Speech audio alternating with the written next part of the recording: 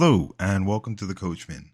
Uh, for today's story, I'm actually going to be finishing the last story of my Halloween at 19 when I broke my leg.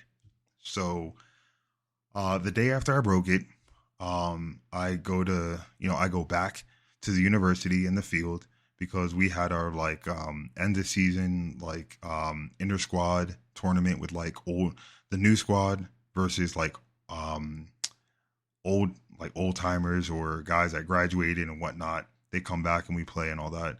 So I went, watched the game, and then went home with my mom. A few days later, I go to the doctor, and the doctor looks at me and he says, "Okay." He's like, "You have two options." He's like, "One, we can give you a cast that sets from your toes the whole way up to your pelvis, or pretty much your pelvis, or you can get a metal rod with three screws."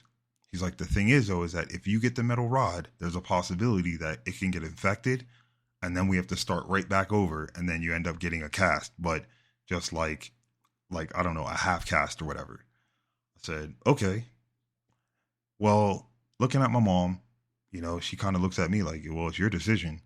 And I'm looking at it, and I'm like, she knows me. I'm gonna do something that's not the easier. So what do you think I did? I took the rod. So about a week later, they schedule me, to go in for surgery. I go into surgery and everything goes well. There's no issues.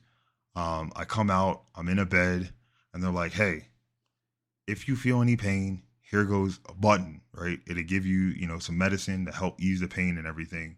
You should be, all good, but let us know if it gets unbearable." I was like, "Okay, no problem." So that later that evening, a friend of mine, Hudo, who's a lifelong friend, the guy's known me since I was in second grade. Awesome dude, and we're still friends to this very day. So he comes by with his then at the time girlfriend and my longtime friend Angelo Luciano. So they come in and they talk to me for about like 4 or 5 minutes, and then they leave. So I go to sleep, and I'm like, okay, I sleep and I sleep, and then I wake up. I'm thinking, hey, man, that was a good night's sleep. I'm feeling energized. I'm like, word, this is cool. I'm thinking it's like what, 5, 6 in the morning. I look up at the clock. It's like 9, 10 o'clock. Like literally like an hour after Angie and Hugh left. So I'm just like, okay, I guess whatever. It is what it is. So I'm sitting there getting ready to watch TV, pass out again. I wake up, same feeling, energized or whatever. And I'm like, yeah, this is awesome. It's got to be like what, maybe like 4 or 5 again. I look up. It's like 11:30. I was like, what is going on? So if any of you know, right, that medicine that they gave me and that button when it hurt, of course, I got a broke leg. I pushed that button and I never let go of it. Little did I know it was a morphine drip. Now, morphine drips, morphine is just some potent stuff. I will tell you this, that is one of the best nights of sleep I have ever had in my entire life. Because not only did I sleep those 2 times, I went back to sleep 5 times. It literally felt like every time I went to sleep, I slept an entire night. So it felt like a week's worth of sleep in one night. It was absolutely incredible.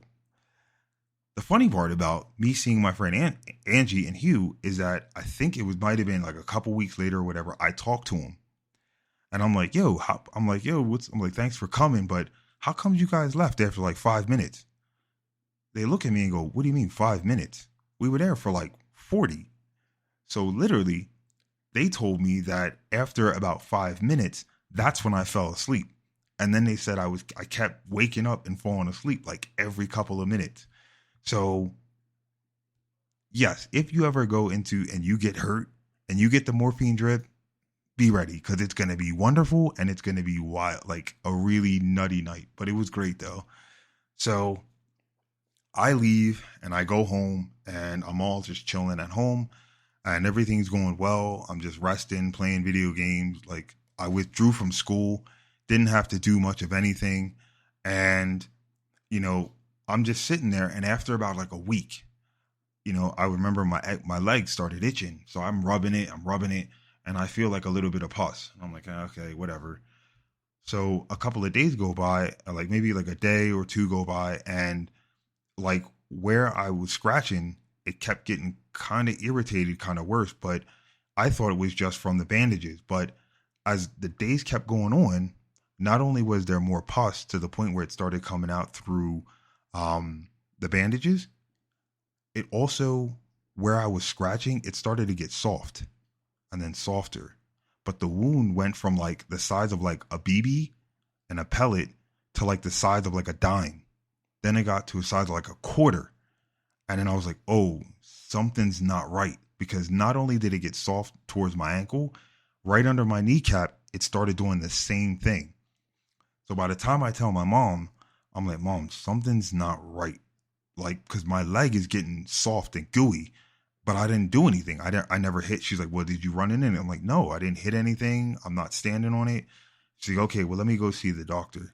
So that next day, like, of course, like there's this like huge, I think what I did was eventually it was pussing, but I could feel like where it was peeling or whatever. And I just peeled it and all this pus came out. And the hole, when I was at the doctor's, it went from like literally the size of like a quarter to the size of a golf ball. And you could see completely into my like leg. And the same thing started to happen where my knee was. And the doctor says, well, remember what I told you when you got this, this metal rod about the infection? He's like, well, you have the infection. I was like, well, great. So back in the hospital I went. So I went back into the hospital and I go and I'm sitting in the hospital. They take it, they cut they cut my knee. Like the way they got the rod in was, and the reason the infection happened in 2 points was because when they put the rod in, they had to cut my knee open, slide my kneecap, and then slide the rod in, and then screw the three pins down near my ankle. So what happened was at the bottom and the top of the metal rod, that's where the infection point came. Just maybe because at the end or whatever. So they had to cut my knee open and then take out the screws. So they made another slit near my ankle, take out the pins, take out the screws and everything, and then just patch me all back up, stitch everything, and then put me in a half cast and wrapped it up. Now, the thing with this infection was it wasn't an infection like if you get a cut. A cut, right, if you get an infection, it goes from the outside in. Well, this was from the inside out. So now what they had to do was give me a catheter. Now, I don't know if any of you, if you don't know what a catheter is, it's basically normally used when, people got to go to the bathroom, and it's a tube that people will put somewhere to get something from inside out. Well, this one had to go in my arm. But the thing was, though, is that they didn't need to get anything out. They needed to pump medicine in. So I'm sitting there one day and like, we got to put the catheter in. So this nurse comes in who ended up being my nurse at home. So she's sitting there and another nurse comes in, who a young girl. And the lady goes, well, look, she's like, so just to let you know, I'm going to give you a shot and I'll come back. So she gave me the shot. My arm got numbed, comes back. And then she's like, okay, are you ready? And I'm like, yeah. She's like, you might not want to look at this. I was like, for what? She pulls out this needle that's like 4 or like 5 inches long. The thing about this needle, though, is that it was normally you think of a needle and it's really thin. This thing was almost the size of like in diameter of like a bullet. It was massive. And I was just like, you're putting that in my arm? She's like, well, yeah, that's the only way we can get the catheter. And I'm like, what do you got to put? So she breaks out like this long rubber band, like round rubber band looking thing with a blue like rubber band thing. And I'm like, that's got to go in my arm? She's like, yeah, this has to push the medicine up into your heart. I'm like, okay. So I get ready to look down and I'm like, I might not want to look at this one. I like a lot of things, but not that. So she puts it in my arm. I don't feel it because my arm's all numb. And then she goes, hey, when I'm doing this, do you mind if a couple of nurses come in? I was like, no, that's fine.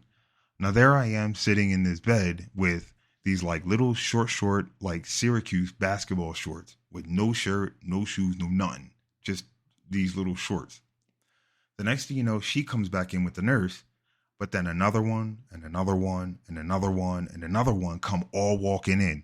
And I'm just like, what? There in front of me are standing like 9 nurses, all just watching this. So it's pretty entertaining for me to some extent. So she starts putting this like little blue string up my arm. But as she's putting it up my arm, all of a sudden, as she's getting away from my elbow where she, put the needle and numbed it up, I could start feeling the little catheter being pushed up in my vein. So it went from like my bicep up a little higher towards my shoulder. As it got to my shoulder, then I could feel it stop like right near my shoulder blade.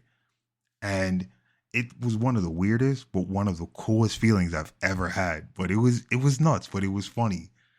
So she finishes, takes everything out, and she's like, well, I'll see you in a couple of weeks, and then I'll show you your home care. So they finished that, and that evening or the next evening, my mom was like, hey, I just want to let you know that your grandfather's going to stop by. I was like, okay, no big deal. So, but she's like, yeah, but you got to be careful because he's only going to come. He'll ask you how you are. He'll say, hi, how are you? And then he's probably going to leave. And I was like, okay, whatever. I was like, this is my grandfather. But my grandfather was always, which his name was Papat. So Papat was always like kind of quiet. Basically, he sat up in his room, and when my grandmother called him for his dinner or his lunch or whatever, he came down, went straight back up into his room and played like solitaire or watched like, The Price is Right or whatever. So one day I'm just sitting there and it's like 1:00 in the afternoon, and lo and behold, here comes Papat shuffling in. So I'm sitting there watching, I think it was like, I don't even know what TV show. I look up, I'm like, hey, what's up, Papat? He's like, hey, how you doing?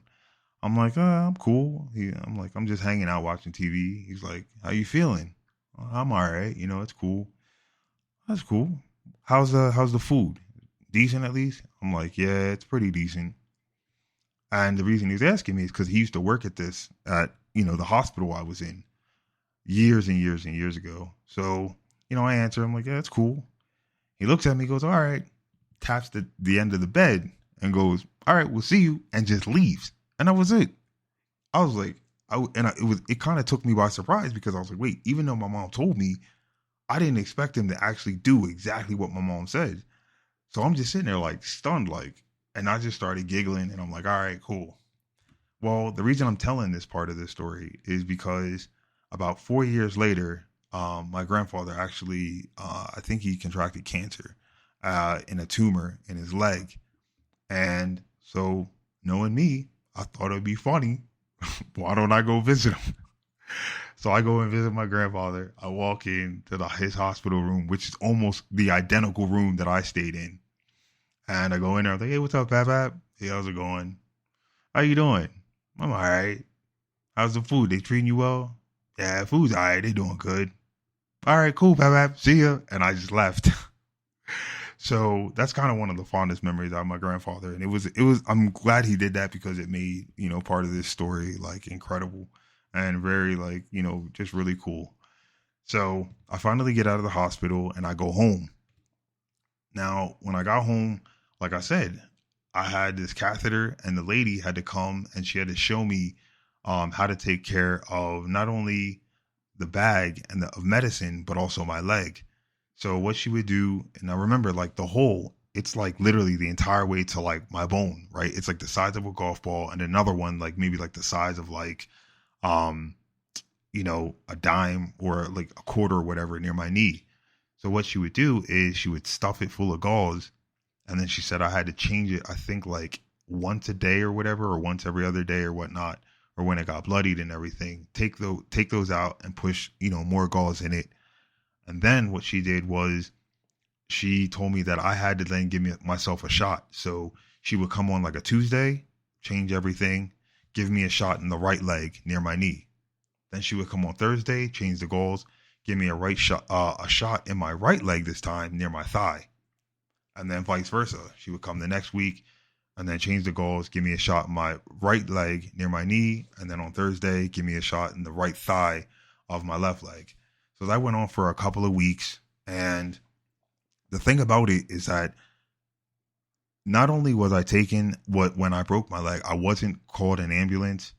I was taken in the back of somebody's car.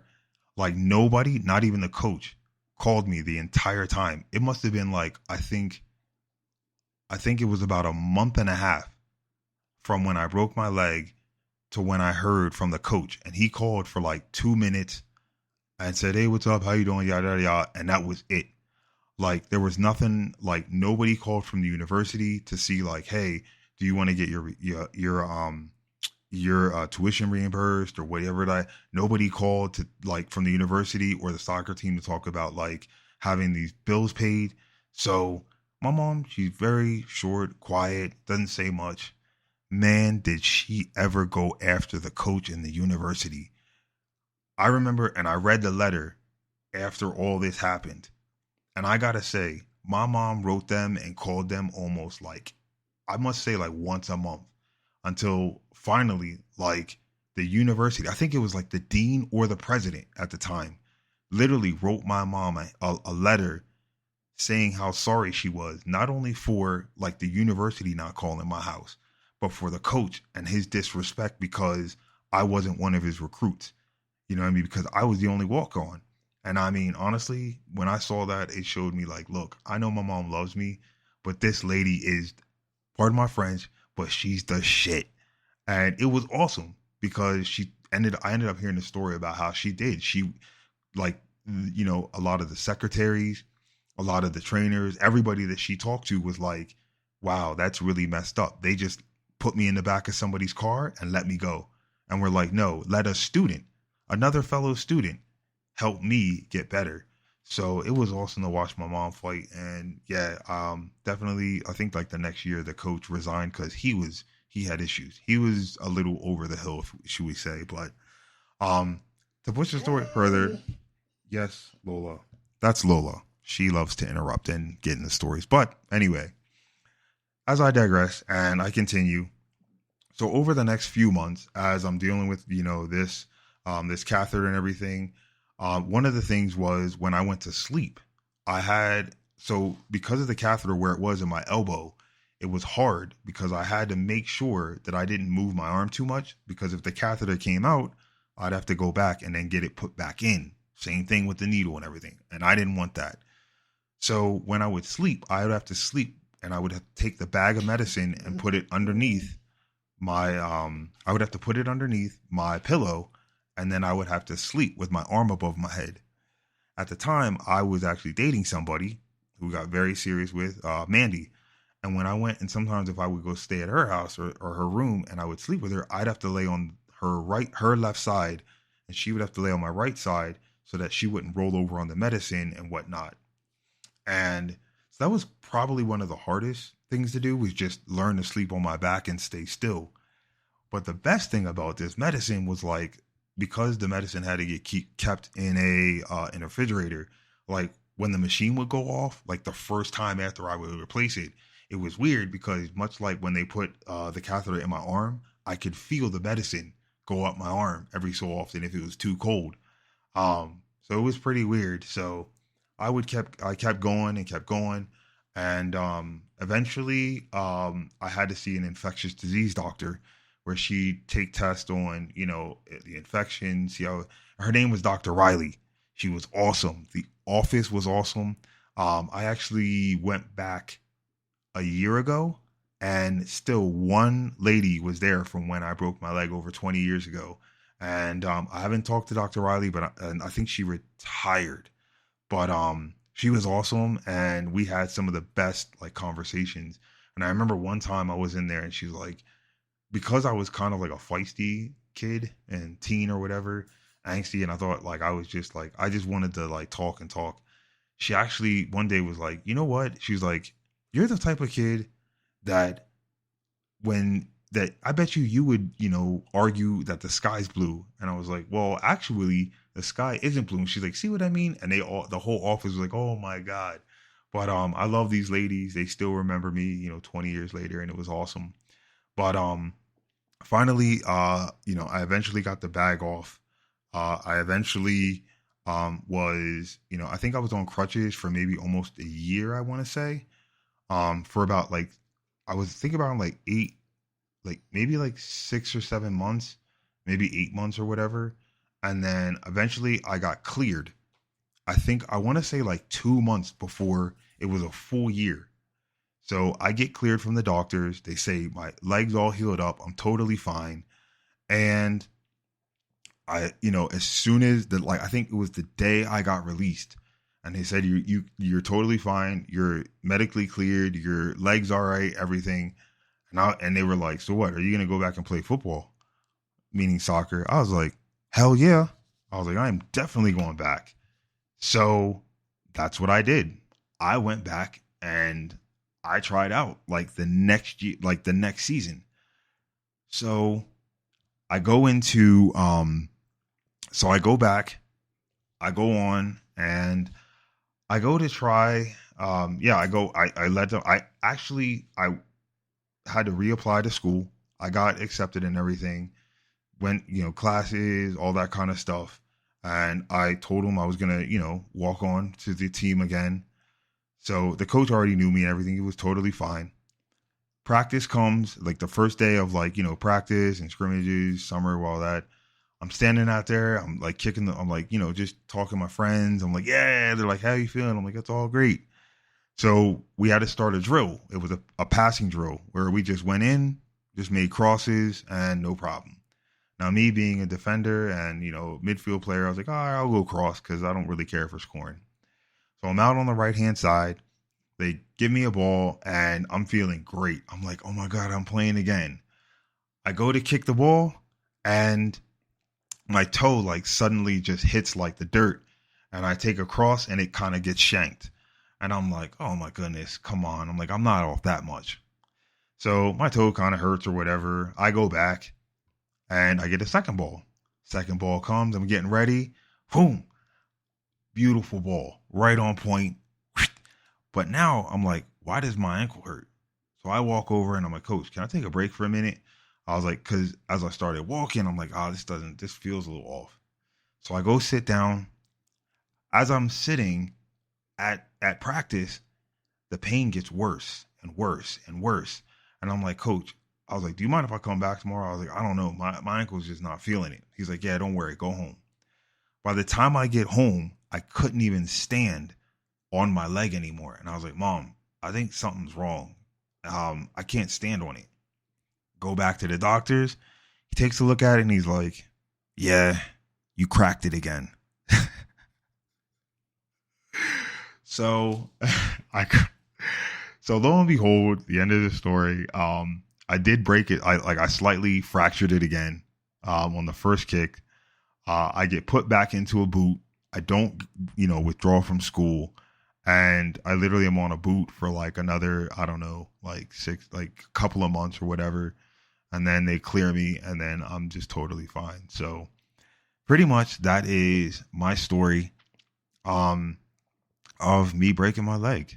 I never had, the crazy part is that I never went back to therapy. So I kind of walked with a limp and a waddle or whatever until recently, this year, when I started stretching.